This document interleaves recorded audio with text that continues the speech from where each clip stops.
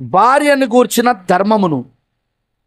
పౌలు గారు చెప్తాడు కదా, భర్త భార్యకును భార్య భర్తకును వారి వారి ధర్మములను వారు నడపవలెను. భార్యను గూర్చిన ధర్మమును చేయువాడై ఉండాలి పురుషుడు. భార్యను గూర్చిన ధర్మం. 13, ఒకరి పట్ల ఒకరు నమ్మకములు కలిగి ఉండుట. నీ భార్య పట్ల నీకు నమ్మకం ఉండాలి, నీ పట్ల నీ భార్యకు నమ్మకం ఉండాలి. ఇద్దరూ ఒకరికొకరు అలా నమ్మాలంటే అలాంటి నమ్మకం కలిగించే జీవితం జీవించాలి. వేషధారులుగా కాదు, అలా నమ్మకం కలిగించే జీవితం.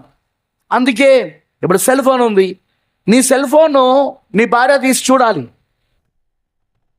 అలాగే భార్య సెల్ ఫోను భర్త తీసి చూడాలి. దానికి ఏం లాక్ వేయాల్సిన అవసరం లేదు.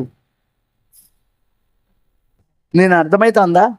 నేటి కాలంలో పిల్లలు చెప్తున్నట్టు ప్రైవసీ, భార్యగా నాకు ప్రైవసీ లేదు, భర్తగా నాకు ప్రైవసీ లేదు.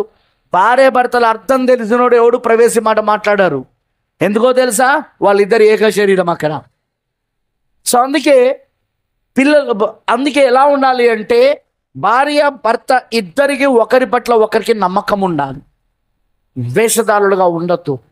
నేడు అక్రమ సంబంధాల వలన ఎంత వేషధారులుగా ఉంటున్నారో మనం రోజు పేపర్లో చదువుతున్నాం. మనం ఈరోజు సోషల్ మీడియా ఎన్ని కుటుంబాలను నాశనం చేస్తుందో మనం చూస్తున్నాం.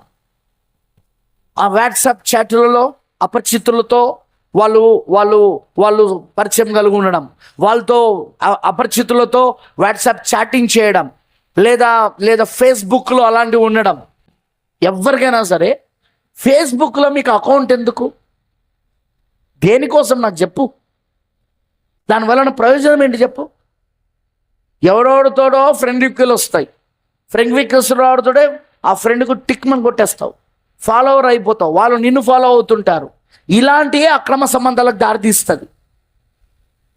ఇలాంటివి ఎందుకంటే వ్యక్తిగత జీవితంలోనికి వెళ్ళిపోతాను ఇట్లాంటి సంబంధాలు. ఫేస్బుక్ లాంటివి, వాట్సాప్ లాంటివి, టెలిగ్రామ్ లాంటివి, ట్విట్టర్ లాంటివి, ఇన్స్టాగ్రామ్ లాంటివి, ఈ సోషల్ మీడియాలో జరిగేది ఏంటంటే అటు తల్లిదండ్రులను దాటుకొని పిల్లల దగ్గరకు వచ్చేస్తున్నది వ్యక్తిగత జీవితం.